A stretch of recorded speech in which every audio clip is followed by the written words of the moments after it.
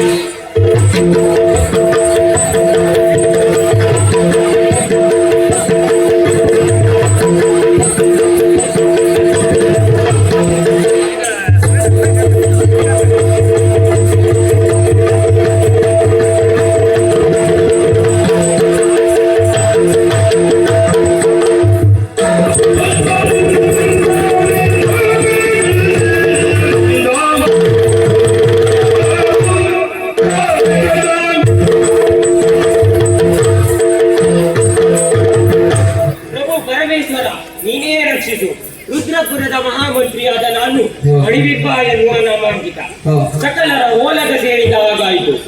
ಈ ಹಿಂದೆ ರುದ್ರಪುರವನ್ನು ರತ್ನಶೇಖರ ಭೂಪತಿಗಳು ಆಳುತ್ತಿದ್ದರು. ವಿಧಿವಶಾತ್ತಾಗಿ ಮೃಗಬೇಟೆಗೆ ಹೋದಂತ ಸಂದರ್ಭದಲ್ಲಿ ಕಿರತನಿಂದ ಮರಣ ಹೊಂದಿದರು. ಅವರ ಮಗನಾದ ಶ್ವೇತಕುಮಾರನನ್ನು ನಾನೇ ರಕ್ಷಣೆ ಮಾಡಿದೆ. ಅವರಿಗೆ ಬೇಕಾದ ಶ್ವೇತಕುಮಾರನನ್ನು ನಾನೇ ರಕ್ಷಣೆ ಮಾಡಿದೆ.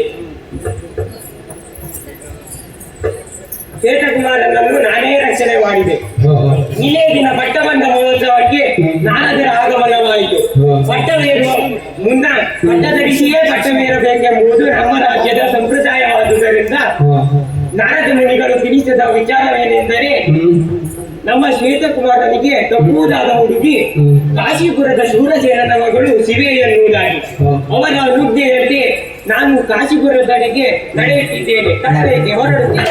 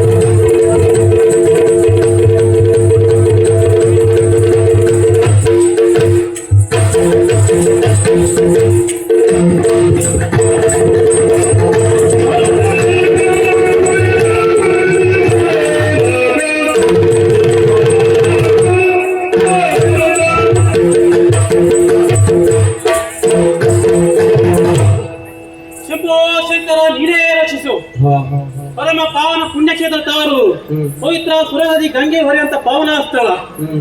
ಸಾಕ್ಷಾತ್ ಪರಶಿವನೇ ಕಾಶಿ ವಿಶ್ವನಾಥ ರೂಪದಲ್ಲಿ ನೆಲೆಸುವಂತಹ ಕ್ಷೇತ್ರ. ಇದುವೇ ಕಾಶಿ ದೇಶ. ವರ್ತಮಾನ ಕಾಲದಲ್ಲಿ ಆಳುತ್ತಿರುವುದರೆ ಶೂರಸೇನ ಮಹಾರಾಜನ ನಾನೇ ಸರಿ. ಎಂದಿನಂತೆ ಬ್ರಾಹ್ಮಿ ಮುಹೂರ್ತದಲ್ಲಿ ಎದ್ದು ನಿತ್ಯದ ಕರ್ಮಾದಿಗಳನ್ನು ಪೂರೈಸಿ ವಿಚಿರ್ಭೂತನಾಗಿ ಅರಮನೆಗೆ ಬಂದು ಕುಲದೇವರಿಗೆ ಪೂಜೆ ನೆರವೇರಿಸಿ ಪ್ರಸಾದವನ್ನು ಸ್ವೀಕರಿಸಿದ್ದೇನೆ. ಅಂಗಕ್ಕೆ ಬೇಕಾದ ಸಕಲ ಹೊಸ ಆಭರಣಗಳನ್ನು ತೊಟ್ಟು ಶೃಂಗಾರಭೂಷಿತನಿಗೆ ಒಡ್ಡೋಲನ್ನು ನೀಡಲು ರಾಜ್ಯಸಭೆಗೆ ಬಂದಿದ್ದೇನೆ. ರಾಜ್ಯಸಭೆಯನ್ನು ನೋಡುವಾಗ ಮನಸ್ಸಿಗೆ ಬಹಳ ಸಂತೋಷ ಆಗ್ತಾ ಇದೆ. ಒಂದೆಡೆಯಲ್ಲಿ ಮಂತ್ರಿ ಮಾಂಡಲಿಕ ವರ್ಗ, ಪಂಡಿತರು, ಪಾಮರರು, ವಿದ್ವಾಂಸರಿಂದ ಕೂಡಿದ ಸಾಲು. ಸಭೆಯನ್ನು ನೋಡುವಾಗ ಮನಸ್ಸಿಗೆ ಬಹಳ ಸಂತೋಷ ಆಗ್ತಾ ಇದೆ. ಜೊತೆಯಲ್ಲಿ ಒಂದೇ ಭಾಗ ಜಯಘೋಷ, ಮಹಾರಾಜರಿಗೆ ಜಯವಾಗಲಿ ಎನ್ನುವುದಾಗಿ. ಇದೆಲ್ಲವನ್ನು ನೋಡುತ್ತಿರುವಾಗ ಇದೊಂದು ಸುಧರ್ಮ ಸಭೆಯು ಗಂಧರ್ವ ಲೋಕವು ಎಂದು ಭಾಸವಾಗ್ತಾ ಇದೆ. ಇನ್ನು ನನ್ನ ಆಡಳಿತಾತ್ಮಕ ನೋಡುವುದಾದರೆ, ನನ್ನ ರಾಜ್ಯದಲ್ಲಿ ಪ್ರಜೆಗಳ ಮುಖವನ್ನು ನೋಡುತ್ತಿರುವಾಗ ನಾನು ಒಳ್ಳೆ ರೀತಿಯಲ್ಲಿ ಆಡಳಿತವನ್ನು ನಡೆಸುತ್ತೇನೆ ಎನ್ನುವುದು ಅವರ ಮುಖಭಾವವನ್ನು ನೋಡುತ್ತಿರುವಾಗ ಗೊತ್ತಾಗ್ತದೆ. ಇನ್ನು ನನ್ನ ಸಾಂಸಾರಿಕ ವಿಚಾರ ನೋಡುವುದಾದರೆ, ಸುಮಧುರ ದಾಂಪತ್ಯದ ಜೀವನ ನನ್ನದಾಗಿದ್ದು ನಮ್ಮ ದಾಂಪತ್ಯ ದ್ಯೋತಕವಾಗಿ ನಮಗೆ ಶಿವೆ ಎನ್ನುವಳು ಮಗಳು ಇದ್ದಾಳೆ. ಅವಳಿಗೆ ಕಾಲಕ್ಕೆ ನೀಡಬೇಕಾದ ಸಂಸ್ಕಾರವನ್ನು ನೀಡಿ ಅವಳು ಪ್ರಾಯಪ್ರಬುದ್ಧಳಾಗಿದ್ದಾಳೆ. ಪ್ರಾಯಪ್ರಬುದ್ಧೆಯಾದ ಮಗಳಿಗೆ ಯೋಗ್ಯ ವರನ್ನು ಹುಡುಕಿ ಮದುವೆ ಮಾಡಿದರೆ ತಂದೆಯಾದ ನನ್ನ ಕರ್ತವ್ಯವೊಂದು ನನ್ನ ಹೊಣೆಗಾರಿಕೆಯನ್ನು ಕಳೆದಂತಾಗುತ್ತದೆ. ಆ ದಿಸೆಯಲ್ಲಿ ಪ್ರಯತ್ನ ಪಡುತ್ತಿದ್ದೇನೆ. ಯಾವುದಕ್ಕೂ ಕಾಲ ಕೊಡಿ ಬರಬೇಕು ಸ್ವಾಮಿ. ಕಾಲಾಯಿ ತಸ್ಮೈ ನಮಃ. ಇಂದಿನ ಸಭೆಯಲ್ಲಿ ಚರ್ಚಿಸಬೇಕಾದ ವಿಷಯಗಳನ್ನು ಚರ್ಚಿಸಿ ಇತ್ಯರ್ಥಪಡಿಸಲಾಗಿದೆ. ಇನ್ನೇನಾದರೂ ಹೊಸ ವಿಚಾರದಲ್ಲೇ ಬರಲಿ ನೋಡುವ.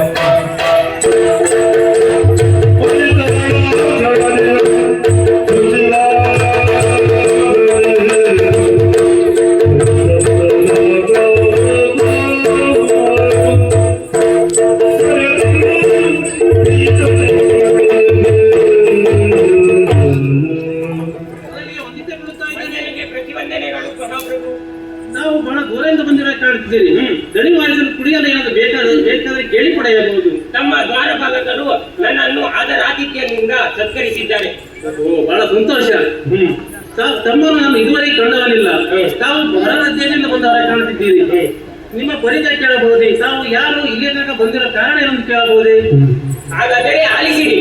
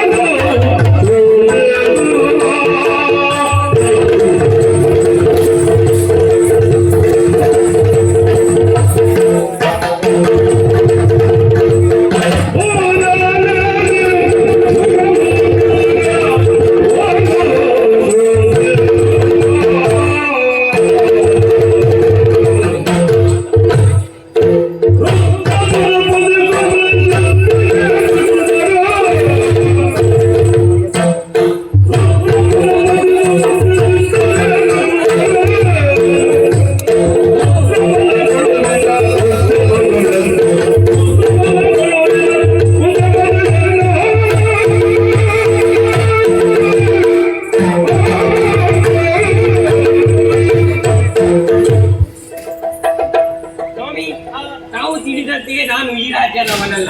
ರುದ್ರಪುರ ಎನ್ನುವ ರಾಜ್ಯವನ್ನು ಕೇಳಿದ್ದೀರಿ. ಆ ರಾಜ್ಯದ ಮಹಾಮಂತ್ರಿಯಾದ ಮಣಿಬಿಂಬ. ನಮ್ಮದೇಯ? ಹೌದು ಸ್ವಾಮಿ. ನಾನು ಇಲ್ಲಿಯವರೆಗೆ ಬರಲು ಕಾರಣವೇನೆಂದರೆ ನಮ್ಮ ದೊರೆಯಾದ ಶ್ವೇತಕುಮಾರನಿಗೆ ಪಟ್ಟವೇರಿಸಲು ದೊಡ್ಡವರಾಗಿ ನಿಶ್ಚಯಿಸಿದ್ದೇನೆ. ಹಾಗೆಯೇ ನಾರದ ಮುನಿಗಳು ತಿಳಿಸಿದ್ದೇನೆಂದರೆ ಪಟ್ಟವೇರುವ ಮೊದಲು ಬಟ್ಟ ಧರಿಸಿಯೇ ಪಟ್ಟವೇರಬೇಕೆಂಬುದು ಶಿಷ್ಟಾಚಾರ. ಹೌದು ಸ್ವಾಮಿ. ಅದಕ್ಕಾಗಿ ನಾರದ ಮುನಿಗಳು ತಿಳಿಸಿದ್ದೇನೆಂದರೆ ನಮ್ಮ ದೊರೆಯಾದ ಶ್ವೇತಕುಮಾರನಿಗೆ ತಕ್ಕುವುದಾದ ಹುಡುಗಿ ಕಾಶೀಪುರದ ಶೂರಸೇನನ ಮಗಳು ಶಿವೆ ಎನ್ನುವುದಾಗಿ. ಇದರ ಬಗ್ಗೆ ತಮ್ಮ ಅಭಿಪ್ರಾಯವನ್ನು ತಿಳಿಸಿದರೆ ನಾನು ಇಲ್ಲಿಂದ ಹೊರಡುತ್ತೇನೆ.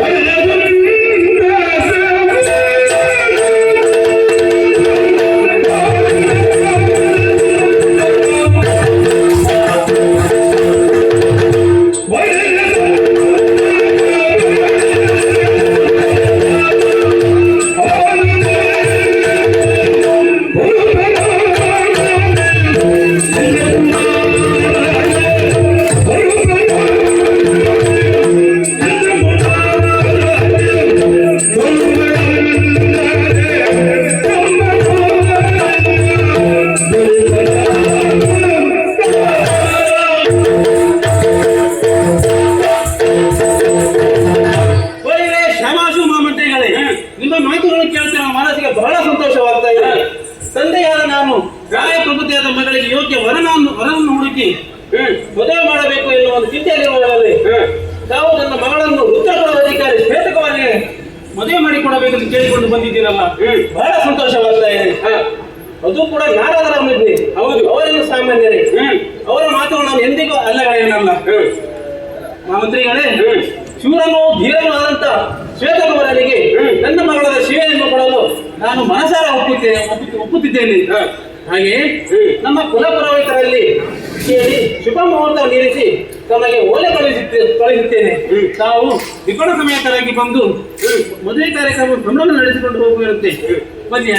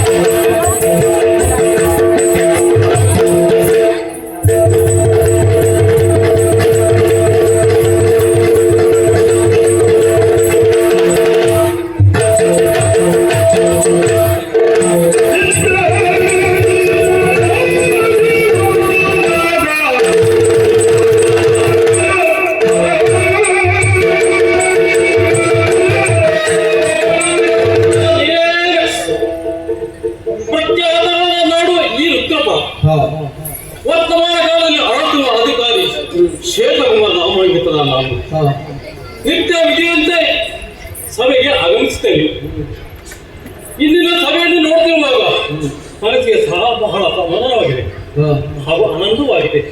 ಕಾರಣ ಸದಾ ನಮ್ಮ ಈ ಪುರದ ಹಿತವನ್ನು ಕಾಪಾಡುವಂತ ಪುರೋಹಿತರು ಒಂದೆಡೆ ಕೂತಿದ್ದಾರೆ. ಹಾಗೆ ಸಕಾಲದಲ್ಲಿ ನಮಗೆ ಮಾರ್ಗದರ್ಶನ ನೀಡುವ ಗುರುಗಳು ಒಂದು ಕಡೆ ಇರ್ತಾರೆ, ರಾಜಗುರು. ಹಾಗೆ ಪಂಡಿತ ಪಾಮೋತ್ತರರು, ಪಾಂಡಲಿಕರು ಹಾಗೂ ಸಕಲ ಮಿತ್ರ ವೃಂದವರು ನಮ್ಮ ಸಭೆಯನ್ನು ಉತ್ತರಿಸುತ್ತಿದ್ದಾರೆ.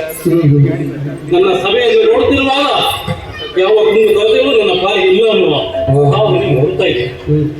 ಆದರೆ ಈ ಶ್ವೇತಕುಮಾರನ ಬದುಕಿನಲ್ಲಿ ಹಾಗೂ ನನ್ನ ಹಿನ್ನೆಲೆಯನ್ನು ಅವಲಂಬಿಸಿದಾಗ ಈ ಜೀವನವೇ ಒಂದು ವಿಚಿತ್ರವಂತಹ ಭಾವನೆ ನನ್ನ ಮನಸ್ಸಿಗೆ ಮೂಡಿದೆ. ಕಾರಣ ನಮ್ಮ ಈ ರುದ್ರಾವರವನ್ನು ಆಳಿ ಬೆಳಗಿದ ಅದೆಷ್ಟೋ ನಮ್ಮ ಪೂರ್ವಜರು ಈ ರಾಜ್ಯದ ಕೀರ್ತಿಯನ್ನು ಗಗನದೆತ್ತರಕ್ಕೆ ಏರಿಸಿದ್ದಾರೆ. ಅವರಷ್ಟು ಕೀರ್ತಿವಂತನಾಗಿ ಅಲ್ಲದಿದ್ದರೂ ಅವರು ಸಂಪಾದಿಸಿದ ಕೀರ್ತಿಯನ್ನು ಉಳಿಸಿಕೊಳ್ಳುವಲ್ಲಿ ನಾವು ಸಫಲನಾಗಿದ್ದೇನೆ ಅನ್ನೋ ಭಾವನೆ ಸಂತೃಪ್ತಿ ನನ್ನಲ್ಲಿದೆ. ನನ್ನ ತಂದೆಯರಾದ ರತ್ನಶೇಖರ ಮಹಾಭೂಪತಿಗಳು ತಾವು ಜೀವಿತಾವಧಿಯಲ್ಲಿ ಗಳಿಸಿದ ಕೀರ್ತಿಯನ್ನು ಅವರ ಪ್ರಾಕೆಯನ್ನು ಸದಾ ಮುನ್ನಡೆಸಿಕೊಂಡು ಹೋಗಬೇಕಂತ ಬಯಕೆಯನ್ನು ಹೊಂದಿದ್ದವನು ನಾನು.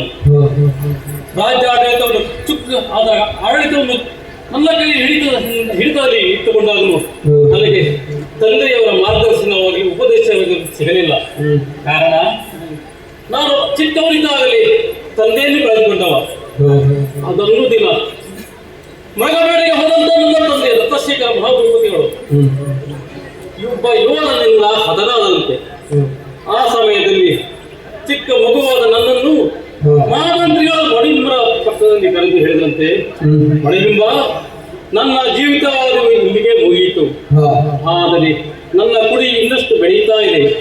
ಆದರೆ ರಕ್ಷಕನಾಗಿ ಸದಾ ನಿಂತು ಕಾಲಕ್ಕೆ ಬೇಕಾದಂತಹ ವಿದ್ಯಾಭ್ಯಾಸ ಸಂಸ್ಕೃತಿಯನ್ನು ಕೊಟ್ಟು ಬೆಳೆಸಿಕೊಳ್ಳುವಂತ ಬಣಿಗರಿಗೆ ತಿನ್ನೋದು ಎಂದು ನನ್ನ ಮಂತ್ರಿಗಳಾದ ಮಣಿಬಿಂಬರಲ್ಲಿ ಹೇಳಿದಂತೆ.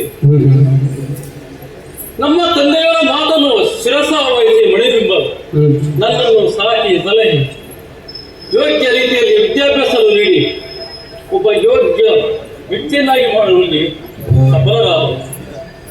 ಈ ಸಮಯದಲ್ಲಿ ನಮ್ಮ ರಾಜ್ಯದ ಆಡಳಿತವನ್ನು ತಾವೇ ಹೊತ್ತು ಯಾವುದೇ ಕುಂದುಕೊರತೆ ಬರದಂತೆ ನೋಡಿಕೊಂಡರು. ಆದರೆ ಈಗ ನಾನು ಬೆಳೆದು ಯುವಕನಾಗಿರುವುದರಿಂದ ಈ ರಾಜ್ಯದ ಪಟ್ಟಾಭಿಷೇಕವನ್ನು ಕೊಡಬೇಕೆಂದು ಗುರು ಹಿರಿಯರು ನಿಶ್ಚಯಿಸಿ ಒಂದು ಪಟ್ಟ ಮುಹೂರ್ತವನ್ನು ನೆರವೇರಿಸಿದರು. ನಿಗದಿಯಾಗಿ ಪಟ್ಟ ಮುಹೂರ್ತ ನಡೆಯಿತು. ಈ ರಾಜ್ಯದ ಚುಕ್ಕಾಣಿಯನ್ನು ನಾನು ಪಡೆದುಕೊಂಡೆ. ಅದೇ ಸಮಯದ ಒಂದು ವಿಶೇಷ ನಡೆಯಿತು ನೋಡಿ ಸ್ವಾಮಿ. ದೇವಮುನಿಗಳಾದ ನಾರದ ಮುನಿಗಳು ನಮ್ಮ ಆಸ್ಥಾನಕ್ಕೆ ಬಂದರು. ಒಂದು ಮಾತನಾಡಿದರು, ಶ್ವೇತಕುಮಾರ, ರಾಜಕೀಯದಲ್ಲಿ ಶಿಷ್ಟಾಚಾರವನ್ನು ಮೀರಬಾರದು. ನೀನು ಈ ರಾಜ್ಯದ ಚುಕ್ಕಾಣಿಯನ್ನು ಹಿಡಿದಿದ್ದೀಯಾ. ನೀನು ಈ ಪ್ರಜೆಗಳೇ ತಂದೆಯ ಸಮಾನ, ಆದರೆ ಪ್ರಜೆಗಳೇ ತಾಯಿ ಸಮಾನವಾದ ವಾಮ ಭಾಗದಲ್ಲಿ ಮಹಾರಾಣಿ ಇರಬೇಕಲ್ಲ. ನೀನು ಮದುವೆಯಾಗಿ ಪಟ್ಟವನ್ನು ಏರಿದೆ, ಆದರೆ ಎದುರುಗಳು ಹೆಂಡತಿದ್ದರೆ ಈ ಒಂದು ರಾಜಕೀಯದಲ್ಲಿ ನೀನು ಶಿಷ್ಟಾಚಾರವನ್ನು ಪಾಲನೆ ಮಾಡದಂತೆ ಆಗುತ್ತದೆ ಎಂದು ಅದೇ ಸಮಯದಲ್ಲಿ ಈ ಸಮಸ್ಯೆಗೆ ಒಂದು ಪರಿಹಾರವನ್ನು ಹೇಳಿದರು. ಶ್ವೇತಕುಮಾರ, ನಿನ್ನ ಗುಣಕ್ಕೆ ತಕ್ಕುವಂತಹ ಶ್ರೇಷ್ಠವಾದ ಕನ್ಯೆ ಕಾಶೀಪುರದ ರಾಜ ಶೂರಸೇನನ ಮಗಳು ಶಿವೆ, ಅವಳಿಗೆ ತಕ್ಕುದಾದ ಹುಡುಗಿ ಅಂತ ಆವಾಗಲೇ ಮಾತನ್ನು ಸೂಚಿಸಿದರು. ದೇವಮುನಿಗಳಾದ ನಾರದ ಮಹರ್ಷಿಗಳ ಮಾತನ್ನು ಮೀರಬಹುದೇ. ಅವರ ಮಾತನ್ನು ಶಿರಸಾವಹಿಸಿ ಕನ್ಯಾರ್ಥವಾಗಿ ನನ್ನ ಮಂತ್ರಿಗಳಾದ ಮಣಿಬಿಂಬರನ್ನು ಕಾಶೀಪುರಕ್ಕೆ ಕಳುಹಿಸಿದೆ. ನೋಡೋಣ, ಶುಭಯಾತ್ರೆಯೊಂದಿಗೆ ನಮ್ಮ ಈ ರಾಜ ರುದ್ರಪುರವನ್ನು ಆಗಮಿಸುವ ನಿರೀಕ್ಷೆಯಿದ್ದರೆ ನೋಡೋಣ.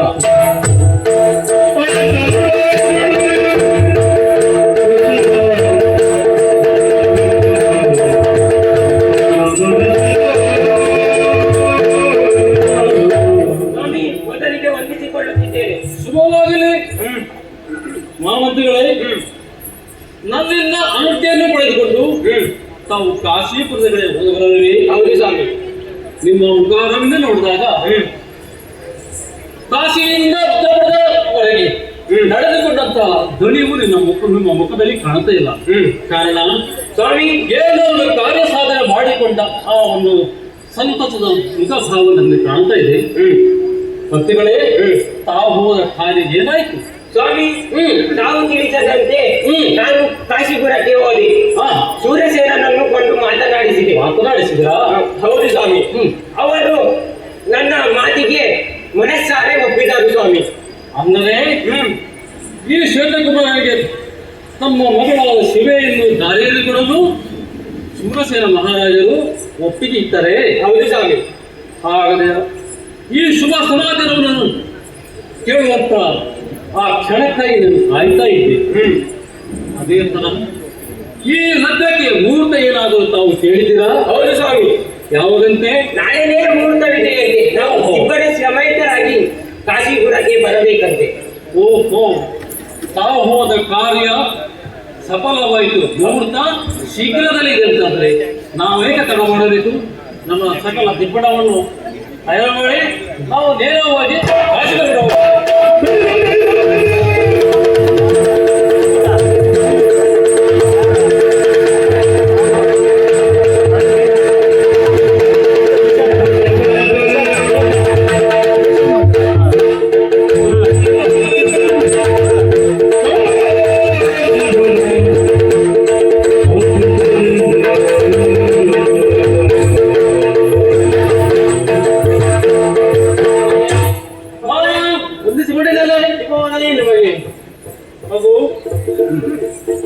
ತಂದೆಯಾದ ನನಗೆ ಮಗಳಿಗೆ ಒಂದು ಯೋಗ್ಯ ವರನ್ನು ಹುಡುಕಿ ಮದುವೆ ಮಾಡಬೇಕು ಎನ್ನುವ ಚಿಂತೆ ಒಂದು ಕಳೆದಂತಾಯಿತು. ಎಲ್ಲ ತಂದೆ ತಾಯಿಯ ಆಶಯದಲ್ಲವೇ? ಹೌದು. ಅಂತೂ 3 ದಿನದ ಮದುವೆ ಕಾರ್ಯಕ್ರಮ ಸಂಭ್ರಮದ ನಡೆಯಿತು. ಬಹಳ ಸಂತೋಷವಾಗ್ತಾ ಇದೆ. ಮಗಳೇ ಶಿವೆ, ನಿನ್ನನ್ನು ನಾನು ಪ್ರೀತಿಯಿಂದಲೂ ಮುದ್ರೆಯಿಂದಲೂ ಸಾಕಿದವನಿದ್ದೇನೆ. ನಾನು ಕಲಿತುಕೊಟ್ಟ ಸಂಸ್ಕಾರದಂತೆ ನೀನು ಹೋದ ಮನೆಗೆ ಗಂಡನೊಂದಿಗೆ ಅನ್ಯೋನ್ಯತೆ ಬಾಳಬೇಕು. ಹಾಗೆ ಗುರು ಹಿರಿಯರಿಗೆ ಒಳ್ಳೆ ಗೌರವ ನಡೆದುಕೊಂಡು ಅನ್ಯೋನ್ಯತೆ ಬಾಳಬೇಕು. ಹಾಗೆ ಒಳ್ಳೇದಾಗಲಿ ನೀವು. ಆಯ್ತು ಅಪ್ಪ, ಆತಂಕ ಬೇಡ ಅಪ್ಪ. ನಿಮ್ಮ ಜೀವಕ್ಕೆ ಜೀವವಾಗಿರುವ ಈ ನಿಮ್ಮ ಮಗಳು ಇಂದು ಮದುವೆಗೆ ಗಂಡನ ಮನೆಗೆ ಹೋಗುತ್ತಿದ್ದಾಳೆ. ಈ ಸಂದರ್ಭದಲ್ಲಿ ತಂದೆ ಆದವರಿಗೆ ಆತಂಕ ಎನ್ನುವುದು ಸಹಜವೇ. ವಿದ್ಯೆ, ಬುದ್ಧಿ, ಆಚಾರ ವಿಚಾರಗಳನ್ನು ತಿಳಿಸಿ ನನ್ನನ್ನು ಒಬ್ಬ ಸದ್ಗುಣ ಸಂಪನ್ನೆಯನ್ನಾಗಿ ಮಾಡಿದ್ದೀರಾ. ಆದರೆ ಇಂದು ರುದ್ರಪುರದ ಸೊಸೆಯಾಗಿರುವುದು ನನ್ನ ಸೌಭಾಗ್ಯವೇ ಸರಿ. ಹೌದು ಮಗು, ನನ್ನ ಸೌಭಾಗ್ಯವೂ ಸರಿ. ಹೆಣ್ಣು ಉಭಯ ಕುಲ ದೀಪ, ಹೊಸ್ತಿಲಲ್ಲಿಟ್ಟ ದೀಪದಂತೆ ಹುಟ್ಟಿದ ಮನೆಗೂ ಸೇರಿದ ಮನೆಗೂ ಕೀರ್ತಿಯನ್ನು ತರುತ್ತೇನಪ್ಪ. ಆಗಲೇ ಮಗು, ಒಳ್ಳೇದಾಗಲಿ. ಒಂದು ರಾಜ್ಯದ ಅರಸನಿಗೆ ಹೆಂಡತಿಯಾದವಳು ಅನುಕೂಲೆಯಾಗಿ, ನೀಮಲಾಂಗಿಯಾಗಿ, ಉನ್ನತಿಯಾಗಿ, ಕುಶಲೆಯಾಗಿ, ಸುಶೀಲೆಯಾಗಿ ವರ್ತಿಸಿ ಗಂಡನಿಗೆ ದಾಸಿಯಂತೆ ಸೇವೆ ಮಾಡುತ್ತೇನಪ್ಪ.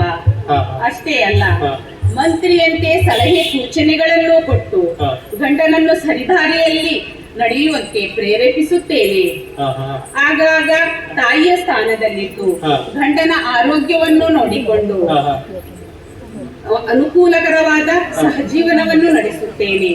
ಯಾವುದೇ ತಪ್ಪುಗಳು ಗಂಡನಿಂದ ನಡೆದರೂ ಕ್ಷಮಾಗುಣ ಸಂಪನ್ನೆಯಂತೆ ಗಂಡನನ್ನು ಕ್ಷಮಿಸಿ ಸಹಜೀವನವನ್ನು ನಡೆಸುತ್ತೇನಪ್ಪ. ನಮ್ಮನ್ನು ಆಶೀರ್ವದಿಸಿ ಕಳುಹಿಸಿಕೊಡಿಯಪ್ಪ. ಮಗಳೇ, ನನ್ನಲ್ಲಿ ಒಂದು ಭಯ ಇತ್ತು. ಮದುವೆ ಮಾಡಿಕೊಟ್ಟ ಮಗಳನ್ನು ಗಂಡನ ಮನೆ ಹೋಗಿ ಹೇಗೆ ಬಾಳುತ್ತೀಯ ಎನ್ನುವುದಾಗಿ. ಆದರೆ ನೀನು ಆಡುತ್ತಿರುವ ಮಾತುಗಳನ್ನು ಕೇಳುತ್ತಿರುವಾಗ ಬಹಳ ಸಂತೋಷವಾಗ್ತಾ ಇದೆ. ನಿನಗೆ ಒಳ್ಳೆಯದಾಗಬಹುದು. ಅಯ್ಯ ಶ್ವೇತಕುಮಾರ, ಮುದ್ದಿನಿಂದಲೂ ಪ್ರೀತಿಯಿಂದಲೂ ಸಾಕಿದ ನನ್ನ ಮಗಳನ್ನು ಇಂದು ನಿನಗೆ ಒಪ್ಪಿಸುತ್ತಿದ್ದೇನೆ. ಇನ್ನು ಮುಂದೆ ಇವಳ ಸಂಪೂರ್ಣ ಹೊಣೆಗಾರಿಕೆ ನಿನ್ನದು. ಇವಳು ಏನಾದರೂ ತಪ್ಪಾಗಿ ನಡೆದರೆ ಅವಳನ್ನು ತಿದ್ದಿ ನಡೆಯುವ ಕೆಲಸ ನಿನ್ನದು ಮಗ. ಒಳ್ಳೆಯದಾಗಲಿ. ನಿಮ್ಮ ಆಸೆಯಂತೆ ನಿಮ್ಮ ಮಗಳನ್ನು ಸುಖದಲ್ಲಿ ತೇರಾಡುವಂತೆ ನಾನು ನೋಡಿಕೊಳ್ತೇನೆ. ಸಂತೋಷ. ಹೆಣ್ಣು ಕೊಟ್ಟ ಮಾವ ಕಣ್ಣು ಕೊಟ್ಟ ದೇವರೊಂದಿಗೆ ಸಮಾನಲ್ಲವೇ? ಹೌದು. ನೀವು ಒಂದು ಕಣ್ಣಿಗೆ ಸಮಾನ ನನ್ನ ಮಗಳನ್ನು ಕೊಟ್ಟಿದ್ರಿ. ಹೌದು. ಅದನ್ನು ಜೋಪಾನವಾಗಿ ರಕ್ಷಣೆ ಮಾಡಿ ಕಾಪಾಡಿಕೊಳ್ಳುವುದು ನನ್ನ ಧರ್ಮವಲ್ಲವೇ? ಹೌದು. ನಿಮಗೆ ಯಾವುದೋ ಆತಂಕವೂ ಬೇಡ. ನಾವು ಸುಖವಾಗಿ ಮಾಡಿ ಎಂದು ಆಶೀರ್ವದಿಸಿ ನಮ್ಮನ್ನು ಕಳುಹಿಸಿಕೊಡಿ. ಹಾಗಾಗಿ ಒಳ್ಳೆಯದಾಗಲಿ ಮನೆ.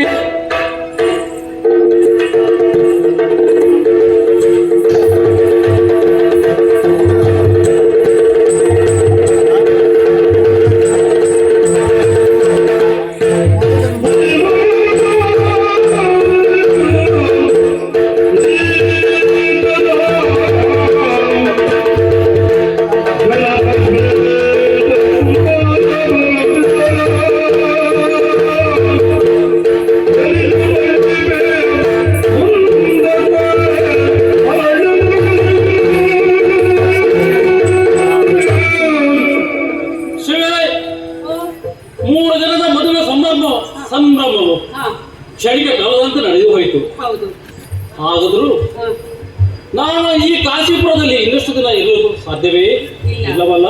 ಹೌದು ನಮ್ಮದೇ ಆದಂತ ವೃತ್ತಪರವನ್ನು ಸೇರಬೇಕಲ್ಲ. ಹೌದು ಆದ್ದರಿಂದ ಹಾ ನಮ್ಮ ಬಂಧು ಬಳಗ, ಹಾ.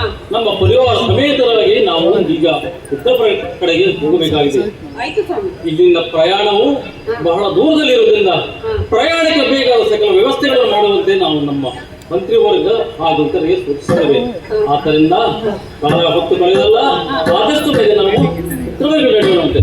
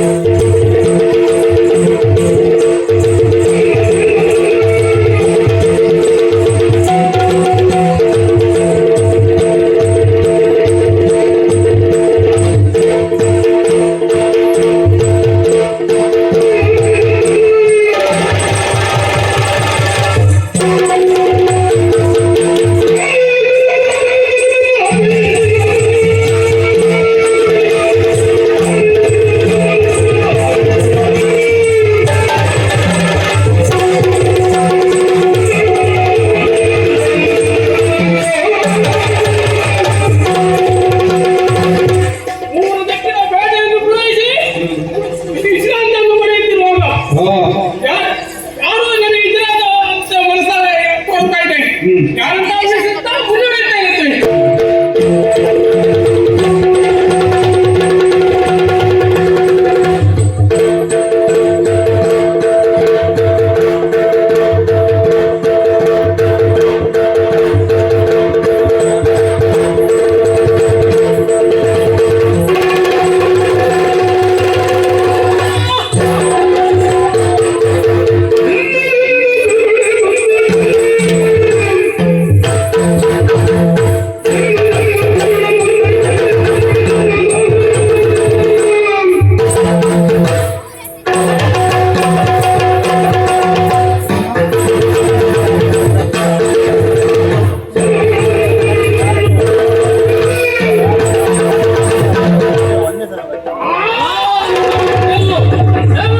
ಎಲ್ಲಿ ಮುಂದೊತ್ತಿ ಬರ್ತಾ ಇದೆಯಾ? ನಾನು ಸಕಲ ಪರಿವಾರ ಸಮೇತರಾಗಿ ಈ ದಾರಿಯಲ್ಲಿ ಬರುತ್ತಾ ಇರುವಾಗ ನಮ್ಮನ್ನು ಅಡ್ಡಗೆಟ್ಟೆ ನಮ್ಮನ್ನು ಕೇಳ್ತಾ ಇದ್ದೇ ಇಲ್ಲ. ಅಲ್ಲದೆ ನಮ್ಮವರು ನುಂಗಿ ಮುಂದೊತ್ತಿ ಬರ್ತಾ ಇದೆಯಲ್ಲ, ನಿನ್ನನ್ನು ನೋಡಿದರೆ ನೀನು ಧೂಳೆ ರಾಕ್ಷಸಿ ಎನ್ನುವುದರಲ್ಲಿ ಅನುಮಾನವಿಲ್ಲ. ಕಾರಣ ನಿನ್ನ ಈ ಅಕಾರ ವಿಕಾರ, ನಿನ್ನ ಕೂಗು ನೋಡಿದರೆ ನೀನೊಬ್ಬ ದುಷ್ಟ ಎನ್ನುವುದು ನನಗೆ ಮನವರಿಕೆ ಆಗ್ತಾ ಇದೆ. ಅಲ್ಲದೆ ಈ ನಿತ್ಯದ ಪ್ರದೇಶದಲ್ಲಿ ಈ ದಾರಿಯಲ್ಲಿ ನಡೆದುಕೊಂಡು ಬರುವಂತಹ ಜನರ ಅವರ ಆಭರಣಗಳನ್ನು ಸುವಸ್ತುಗಳನ್ನು ದೋಚಿ ಹೋಗಿಕೊಳ್ಳುವಂತಹ ಒಬ್ಬ ದುಷ್ಟೆ ದರಾಡೆ ಕಳ್ಳ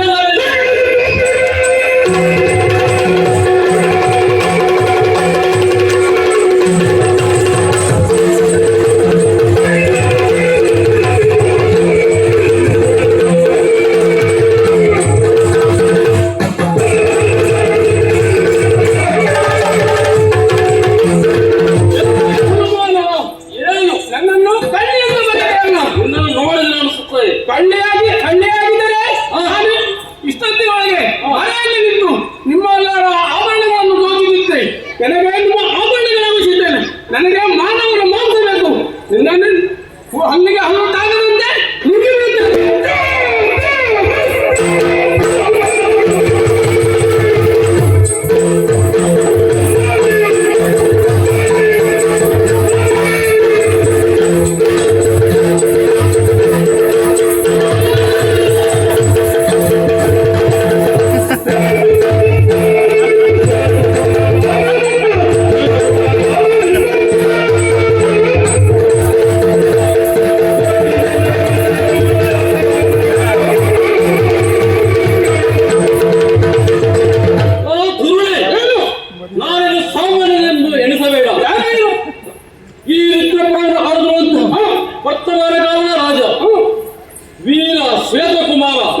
ನನ್ನನ್ನು ಸುಂದರ ಕೆಳಕ್ಕೆ ನಿನ್ನ ಜೀವಕ್ಕೆ ಆಪತ್ತನ್ನು ತಂದುಕೊಳ್ಳಬೇಡ.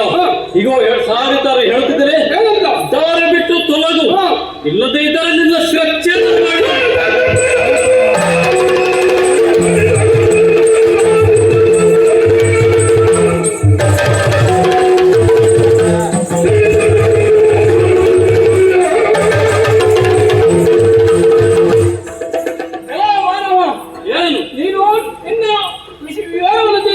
ನಾನಂತೂ ಕಲ್ಲೆಯ ಯಾರು ನೀನು? ಈ ಶೋಣಿತಾಪುರದ ದೊರೆ ಮುಖ್ಯನ ತಂಗಿ ನನ್ನನ್ನು ಕರಾವಳಿಎಂದು ಕರೆಯುತ್ತಾರೆ. ಓಹೋ, ನಮ್ಮ ಪ್ರಾಂತ್ಯಕ್ಕೆ ಬಂದು ನನ್ನನ್ನು ಬೆದರಿಸುತ್ತಿದ್ದೆ. ನಿನ್ನನ್ನು ಹೀಗೆ ಸುಮ್ಮನೆ ಬಿಡುವುದಿಲ್ಲ. ನಿಮ್ಮವರೆಲ್ಲ ತಿಂದು ಮುಗಿ ಬಿಡುವೇನು? ನಮ್ಮವರು ತಿಂದು ತ್ಯಾಗುವ ಮುಂಚೆ ನೀನು ಈ ಭೂಮಿಯಲ್ಲಿ ಇರಬೇಕಲ್ಲ. ನಿಮ್ಮಂತ ದುಷ್ಟರನ್ನು ಶಿಕ್ಷಿಸುವುದು ನಮ್ಮ ವೀರ ಕ್ಷತ್ರಿಯರ ಅರ್ಥ ಕರ್ತವ್ಯ. ಆದ್ದರಿಂದ ಮತ್ತೊಮ್ಮೆ ಹೇಳ್ತಿದ್ದೇನೆ, ಯಾರು ಬಿಟ್ಟು ತೊಲಗುತ್ತೀಯೋ ಇಲ್ಲ ನಿನಗೆ ಶಾಸ್ತಿ ಮಾಡಲು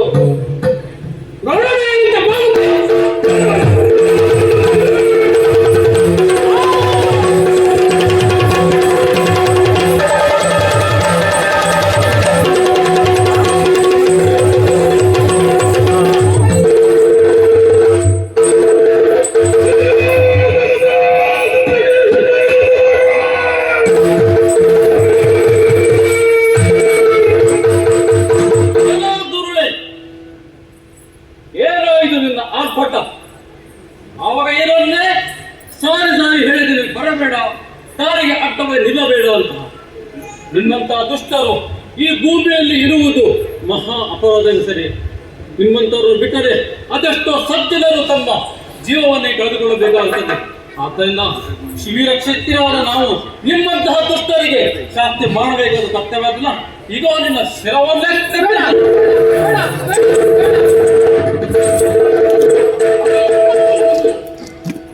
ಏನು ಮಾಡಲಿಕ್ಕೆ ಹೊರಟಿದ್ದೀರಾ?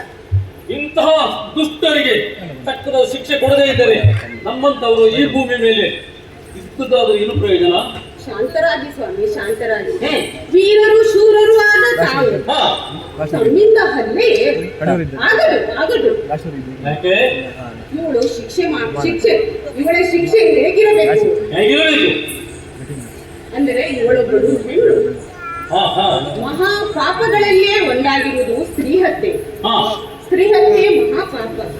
ಆದ್ದರಿಂದ ಹೆಣ್ಣು ಶಿಕ್ಷಾರ್ಹವೇ ಹೊರತು ಉದಾಹರಣೆಯಲ್ಲ. ಇವಳು ಮಾಡಿದ ತಪ್ಪಿಗೆ ಸರಿಯಾದ ಶಿಕ್ಷೆಯನ್ನು ನೀಡಿ. ಶಿವೆ,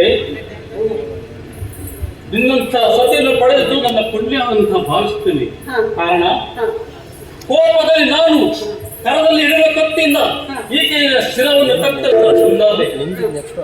ಆ ಸಮಯದಲ್ಲಿ ಇದು ಗೊತ್ತಾಡಲು ಹೇಳಿದೆ, ಈಕೆ ಶಿಕ್ಷಾರ್ಹಳೇ ವಿನಃ ವಧಾರಳು ಅಲ್ಲ ಅಂತ.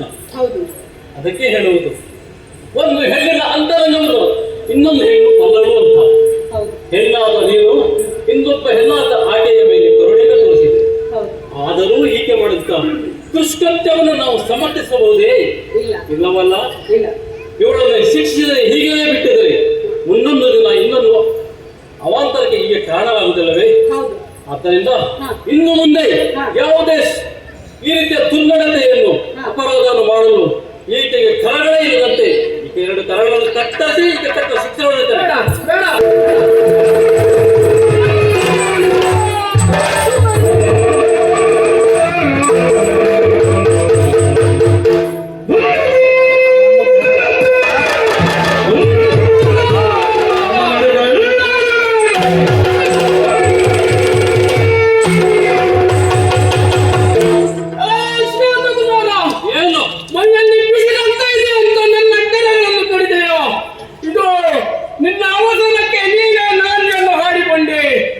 ನನ್ನ ಕಲವನ್ನು ಕಡಿದೆ. ಶಿರವಿಲ್ಲವೇ? ಈ ಶಿರವನ್ನು ಉಪಯೋಗಿಸಿ ಈಗ ನನ್ನ ಅಣ್ಣನಲ್ಲಿಗೆ ಹೋಗುತ್ತೇನೆ. 1ಕ್ಕೆ 2, 2ಕ್ಕೆ 12, 12ಕ್ಕೆ 92 ಮಾಡಿ ನಿನಗೆ ತಕ್ಕ ಶಾಂತಿಯನ್ನು ಮಾಡುತ್ತೇನೆ. ಶಿವೆ, ಹೋಗು. ಪ್ರಾಣ ಭಿಕ್ಷೆ ನೀಡಿದರೆ ಎಲ್ಲ ಬದುಕು. ಅರ್ಥ ಮಾಡಿಕೋ. ನಿನಗೆ ವೈದ್ಯ ದೀಕ್ಷೆ ಬರುವಂತೆ ಮಾಡುತ್ತೇನೆ. ನೆನಪಿಟ್ಟಿಕೋ.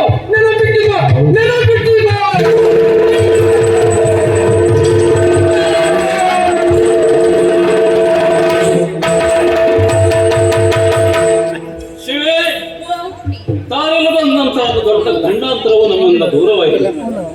ಹೀಗೆ ದುಷ್ಟೆ, ಹೀಗೆ ಆಡಿದ ಮಾತಿನಿಂದ ನೀವು ಗಾಬರಿಕೊಳ್ಳಬೇಡ. ಅಲ್ಲದೆ ನಮ್ಮ ಪರಿವಾರದವರು ಹೆದರಿ ಗಾಬರಿಯಿಂದ ಆ ಕಡೆ ಓಡಾಡ್ತಿದ್ದೇನೆ. ಅವರಿಗೆಲ್ಲ ಧೈರ್ಯವನ್ನು ತುಂಬಿದ್ದೇನೆ. ಅವಳು ಆಡಿದ ಮಾತನ್ನು ಕೇಳಿದ್ದೀರಾ? ಕೇಳಿದ್ದೇನೆ. ನನಗೆ ಯಾಕೋ ಭಯವಾಗುತ್ತದೆ ಸ್ವಾಮಿ. ಶಿವಿ, ಈ ಶ್ವೇತಕುಮಾರ ಜೊತೆಯಲ್ಲಿ ಇರುವಾಗ ನಿನಗೆ ಏಕೆ ಭಯ? ಬಹುಶಃ ನಿನಗೆ ಆಕೆ ಕೊನೆಯಲ್ಲಿ ಆಡಿದ ಮಾತು ಮತ್ತೆ ನಿನ್ನ ಚಿತ್ತದಲ್ಲಿ ಹೆದರಬೇಡ ಶಿವಿ. ಕಾರಣ ಈ ಹಿಂದೆ ಅದೆಷ್ಟೋ ದುಷ್ಟರು ತಮ್ಮ ಸ್ವಾರ್ಥಕ್ಕಾಗಿ ಈ ದುರುಳ ಕೃತ್ಯವನ್ನು ಕೈಗೆಸೆದು ತಮ್ಮ ಅಧಪತನ್ನು ಕಂಡವರಲ್ಲವೇ? ನಿಮಗೆ ಉದಾಹರಣೆ ಬೇಕೇ? ಲಂಕೇಶ್ವರ ರಾವಣನ ತಂಗಿ ಶೂರ್ಪನಖಿ ರಾಮ ಲಕ್ಷ್ಮಣನ ಕೆಳಕಿ ಅಲ್ಲಿ ಹೋಗಿ ಶಪಥ ಮಾಡಿ ರಾವಣನಿಗೆ ದೂರು ಕೊಟ್ಟು ಮತ್ತೇನಾಯಿತು? ಬಲಿಷ್ಠನಾದ ಲಂಕೇಶನು ತನ್ನ ಆಧಿಪತ್ಯವನ್ನು ಬೆಳೆದುಕೊಳ್ಳಲಿಲ್ಲವೇ? ಹಾಗೆಯೇ ಕಾಲಕಾಲಕ್ಕೆ ಈ ದುಷ್ಟರಿಗೆ ಶಿಕ್ಷೆಯನ್ನು ನೀಡಲು ದೇವರು ಯಾವುದಾದ್ರೂ ರೂಪದಲ್ಲಿ ಬಂದು ಅವರಿಗೆ ಶಿಕ್ಷೆಯನ್ನು ಕೊಡ್ತಾರೆ ಎನ್ನುವ ನಂಬಿಕೆ ನಮಗುಂಟು. ಆದ್ದರಿಂದ ಇಂಥವರಿಂದ ಕಷ್ಟ ಬರುತ್ತೆ ಎನ್ನುವ ಭಯ ಬೇಡ, ಧೈರ್ಯವಾಗಿರೋ. ಹೊತ್ತು ಬಹಳ ಆಗ್ತಾ ಇದೆ. ಕಾಲಹರಣ ಮಾಡಿ ನಮ್ಮ ಪ್ರಯಾಣಕ್ಕೆ ಅಡ್ಡಿ ಮಾಡುವುದಿಲ್ಲ.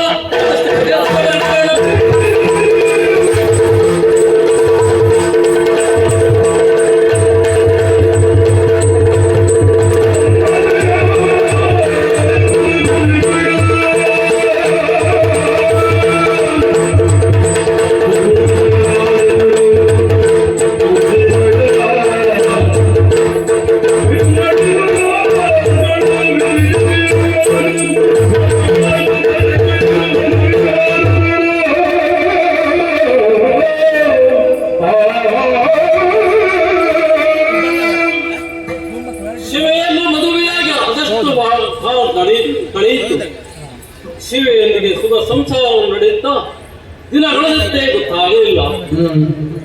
ರಾಜಕೀಯವಾಗಿ ನೋಡುವುದಾದರೆ ಈ ರುದ್ರಪುರದಲ್ಲಿ ಯಾವ ಸಮಸ್ಯೆಗಳು ಕಾಣುತ್ತಾ ಇಲ್ಲ. ಈ ಶ್ವೇತಕುಮಾರನು ಮದುವೆಯಾಗಿ ಒಂದಾಗಿನಿಂದ ಇಲ್ಲಿಯವರೆಗೆ ಸುಖ ಸಂತೋಷದಲ್ಲಿ ತೇಲಾಡುತ್ತಾ ಇದ್ದರೂ ರಾಜಕೀಯದಲ್ಲಿ ನಾನು ಗಮನ ಕೊಡದೆ ಇದ್ದಲ್ಲ. ಆಗ ಅವರು ಇತ್ತೀಚೆಗೆ ಒಂದು ಮನಸ್ಸಲ್ಲಿ ಬೇಸರ ಪಡುತ್ತಾ ಇದೆ. ಯಾಕಿರಬಹುದು? ಸಂಸಾರ ಸುಖವನ್ನು ಹುಡುಕಿದ್ದೇನೆ, ಸಂಸಾರದಲ್ಲಿ ಯಾವ ತೊಂದರೆ ಕಾಣುತ್ತಾ ಇಲ್ಲ.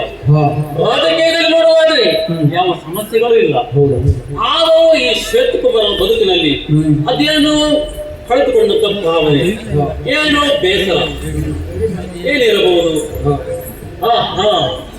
ಕೇಳಿದರೆ ಪ್ರತಿನಿತ್ಯ ನೋಡುವುದನ್ನೇ ನೋಡುವುದು, ಮಾಡುವುದನ್ನೇ ನೋಡುವುದು, ತಿನ್ನುವುದನ್ನೇ ತಿನ್ನುವುದು, ಈ ರೀತಿಯ ಏಕತಾನೆ ಇದ್ದರೆ ಅದು ನಿಮಗೆ ಬೇಸರವನ್ನುಂಟು ಮಾಡದಂತೆ. ಬಹುಶಃ ಈ ಶ್ವೇತಕುಮಾರ ಬದುಕಿನಲ್ಲಿ ಸಹ ಇದೇ ಇರಬಹುದಲ್ಲಿ ಖಂಡಿತ ಇರಬಹುದು. ಇದಕ್ಕೊಂದು ಬದಲಾವಣೆ ಬಯಸಿದರೆ ಈ ದೇಹವು ಹೊಸ ಚೈತನ್ಯದೊಂದಿಗೆ ಮತ್ತೆ ಸಾಮಾನ್ಯ ಬದುಕನ್ನು ರೂಢಿಸಿಕೊಳ್ಳಲು ಸಾಧ್ಯವಾಗುವುದಿಲ್ಲವೇ? ಏನು ಮಾಡಲಿ ಹಾಗಾದರೆ? ರಾಜ ಮಹಾರಾಜರು ತಮಗೆ ಆವಾಗ ಬೇಸರವಾದಾಗ ವನವಿಹಾರಕ್ಕೂ ಮರಳಬೆಟ್ಟಗೆ ಹೋಗಿ ತಮ್ಮ ದೇಹದಲ್ಲಿ ಹೊಸ ಚೈತನ್ಯ ತಂದು ಮತ್ತೆ ಸಾಮಾನ್ಯವಾಗಿ ರಾಜಕೀಯದಲ್ಲಿ ಇಳಿತಾರೆ. ಹಾಗಾದರೆ ಈ ಶ್ವೇತಕುಮಾರ ಸಹ ಇನ್ನು ವನವಿಹಾರಕ್ಕೆ ಹೋಗಿ ಮತ್ತೆ ಬಂದರೆ ಬಹುಶಃ ನನ್ನ ಈ ಬೇಸರವನ್ನು ನೀಗಿಸಬಹುದಲ್ಲ. ಮತ್ತೇಕೆ ಯೋಚನೆ? ಇದೇ ವಿಷಯವನ್ನು ಗುರು ಹಿರಿಯರಲ್ಲಿ ಹಾಗೂ ಮಂತ್ರಿ ಮಣಿಮರಲ್ಲಿ ವಿಚಾರಿಸಿ ರಾಜ್ಯದ ಸಕಲ ಜವಾಬ್ದಾರಿಯನ್ನು ಸಂಪೂರ್ಣ ಮಟ್ಟಿಗೆ ಮಣಿಮರಿಗೆ ವಹಿಸಿದಂತಾಯಿತು. ಇನ್ನೇಕಿದ ಕಳೆದ